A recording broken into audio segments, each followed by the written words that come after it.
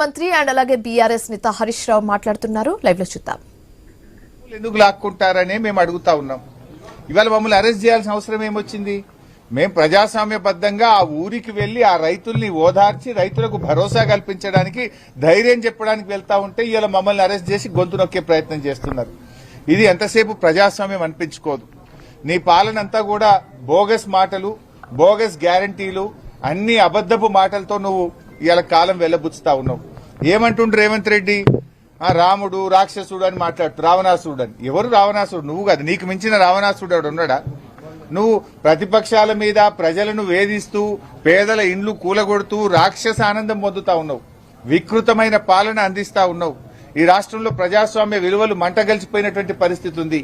ఒకనాడేమో పేదల హైడ్రా పెట్టి పేదల ఇండ్లు కూల్చే ప్రయత్నం చేసినావు. ఒకనాడేమో మూసి అంటావు, అపార్ట్మెంట్లు కూలుస్తా అంటావు. ఒకనాడేమో ఆ మార్కెట్ యార్డ్ భూములు తీసుకుంటా కంపెనీలకు ఇస్తా అంటావు. ఇవాళ పరిగిలో వ్యవసాయ భూములు లాక్కుంటా నా దోస్తులకో నా అనుయాయులకు కట్టబెడతా అని చెప్పి పరిగిలో రైతుల భూములు లాక్కుంటావు. ఎంతసేపు భూములే తప్ప నీ పాలన ఉందా? నీ 6 గ్యారెంటీలు ఏమైనాయి? 3 నెలలకే పిల్ల పుడతాడా అని మాట్లాడుతుండ్రు రేవంత్ రెడ్డి. అందరికీ తెలుసు లోకంలో 9 నెలలకు పిల్లలు పుడతారని.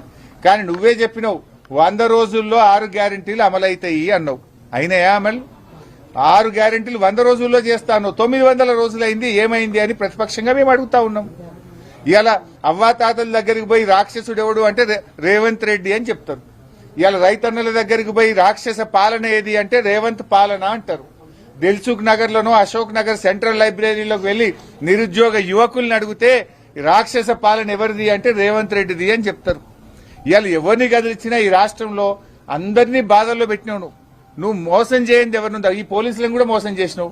పోలీసులకు ఇచ్చే సరెండర్ లీవ్లు ఇవ్వలేదు, పోలీసులకు ఇచ్చే టీఏ బిల్లులు ఇవ్వలేదు, పోలీస్ స్టేషన్ కి ఇచ్చే స్టేషన్ అలవెన్స్ బంద్ అయిపోయింది, పోలీసుల బండ్లలో డీజిల్ కు కూడా పైసలు ఇస్తలేవు నువ్వు. కేసీఆర్ గారు ఉన్నప్పుడు బరాబర్ ప్రతి స్టేషన్ కు నెలకు 75,000 వచ్చినాయి. 3 నెలలకు సరెండర్ లీవ్ వచ్చింది, నెల టీఏ బిల్లులు వచ్చినాయి. నువ్వు పోలీసులు కూడా మోసం చేసినావు. నువ్వు మోసం రైతులకు మోసం, నిరుద్యోగులకు మోసం, విద్యార్థులకు మోసం, ఉద్యోగులకు మోసం, ఇవాళ మహిళలకు మోసం. నువ్వు మోసం చేయని సెక్షన్ ఏమన్నా ఉన్నదా? ఎంతసేపు పోలీసులను అడ్డం పెట్టుకుని నడుపుతున్నావు. ప్రజలకు అర్థమైంది నువ్వేదో మళ్ళా గెలుస్తా అని పగటికల్గా అంటున్నావు. ఏడబోయినా చెప్తున్నావు.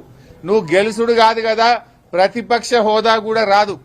ఈ రాష్ట్రంలో అసెంబ్లీ ఎన్నికలు ఎప్పుడు జరిగినా కాంగ్రెస్ కు వచ్చేది సింగిల్ డిజిటే వస్తుంది బిడ్డ. నువ్వు మళ్ళా గెలిచేది అయిపోయింది నీ పని. రేవంత్ రెడ్డి అంటే గాన్ కేస్. మేము ఇవాళ వస్తుంటే రోడ్ల మీద బస్సుల్లో నుంచి ఆటో డ్రైవర్లు, మోటార్ సైకిల్ మీద పోయేటోళ్ళు మళ్ళా కేసీఆర్ రావాలని ప్రజలే స్వచ్ఛందంగా చెప్తున్నటువంటి పరిస్థితి ఉంది. నువ్వు మళ్ళొస్తా అనేది పగటి కళ, మర్చిపోయిగా. నువ్వు మళ్ళొచ్చేది లేదు. ఎట్టి పరిస్థితుల్లో రామరాజ్యం వస్తుంది, కేసీఆర్ రాజ్యం వస్తుంది.